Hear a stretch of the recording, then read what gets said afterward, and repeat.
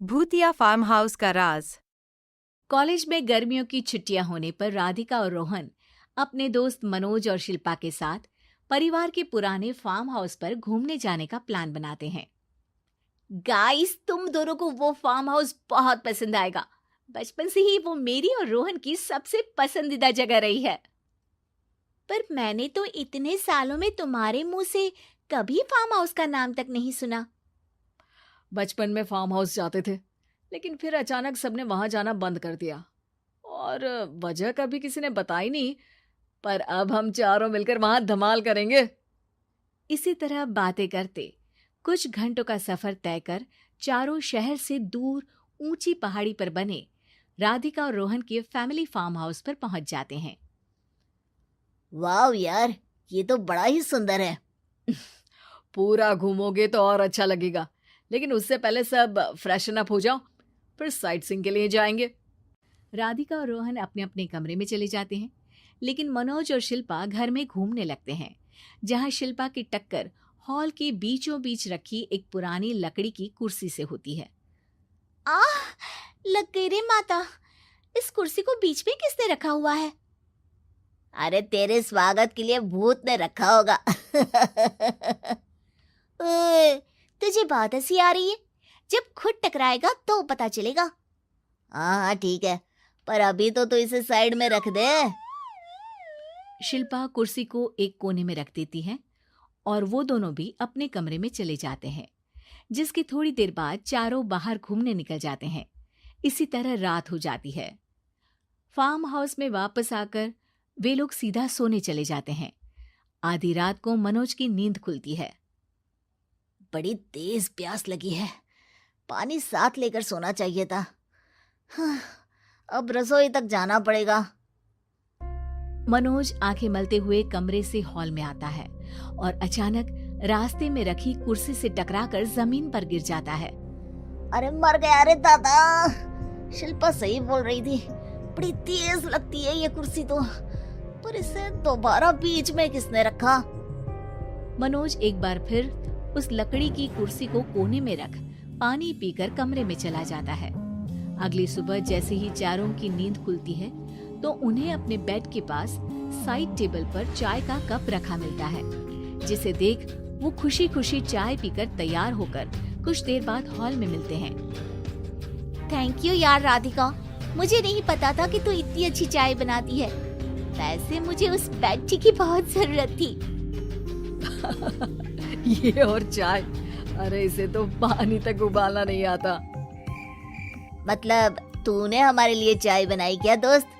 अरे चल पागल है क्या, इतना भी प्यार नहीं है मुझे कि तुम्हारे लिए बेड टी बनाऊं। चाय पर ये चर्चा करते हुए मनोज जैसे ही पीछे मुड़ता है तो एक बार फिर लकड़ी की पुरानी कुर्सी से टकराकर उस पर गिर जाता है। हाय रब्बा, अरे चाय छोड़ो, पहले ये बताओ कि इसे बार बार बीच में कौन रखता है? कल रात ही मैंने इसे साइड किया था। तुम पहले ये बताओ कि चाय किसने बनाई थी?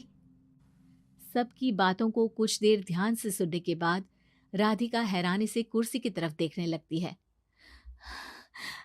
भूत दीदी। राधिका की बात सुन आपस में झगड़ रहे सारे दोस्त शांत हो जाते हैं। ये क्या बोला अभी तूने? अरे पर अब वो यहाँ कैसे हो सकती हैं? क्यों नहीं हो सकती? हमने यहाँ आना छोड़ा था, पर उन्होंने तो घर नहीं छोड़ा ना। और याद करो, ऐसे बेड के पास कप रखना और कुर्सी को कमरे के बीच में रखना, ये सब वही तो करती थी।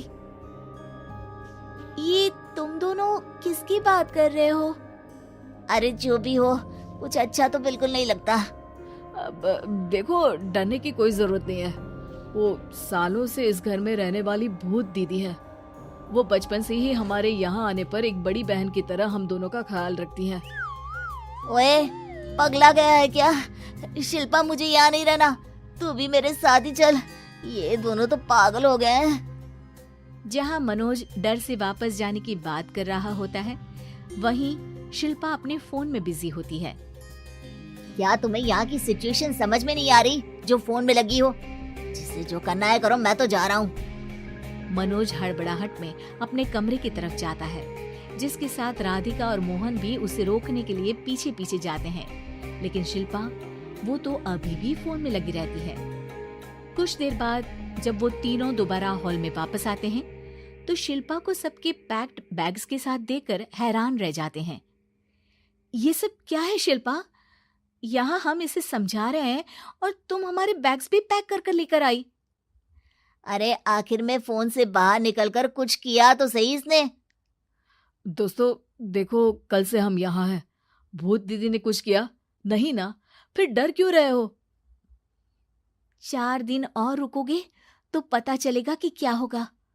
मतलब? इस पर शिल्पा उन तीनों को फार्म हाउस से बाहर लाकर फोन में पुरानी न्यूज का आर्टिकल दिखाती है। सालों पहले यहाँ रह रही औरत ने अपने दोनों बच्चों को सुबह सुबह दूध में जहर पिलाकर मार दिया और फिर हॉल में उस कुर्सी पर खड़े होकर खुद भी फांसी लगा ली थी। तुम्हारी बातों से मुझे इस केस की याद आ गई। गूगल किया तो पता चला कि ये वही फार्म हाउस है। अभी भी यहाँ रहना चाहते हो, जिससे कुछ दिनों में वो सबको थोड़ा थोड़ा जहर देकर मार दे। अरे पर ये दोनों तो बचपन से यहाँ आ रहे हैं, फिर इन्हें अभी तक कुछ क्यों नहीं हुआ? वो तो पापा बताते हैं कि हम आते थे। हाँ, और मुझे भी एक बार का ही याद है। वाह, और कहानियां तो ऐसे सुना रहे थे जैसे सदियों से यहीं रहते हो। तीनों ये बात कर ही रहे होते हैं कि अचानक फार्म हाउस में से एक आवाज सुनाई देती है। मैं यहाँ किसी को जिंदा नहीं रहने दूंगी, किसी को नहीं। बस ये सुनने की देर ही होती है कि चारों डर से कांपते हुए तुरंत कार में बैठकर वहां से भाग जाते हैं।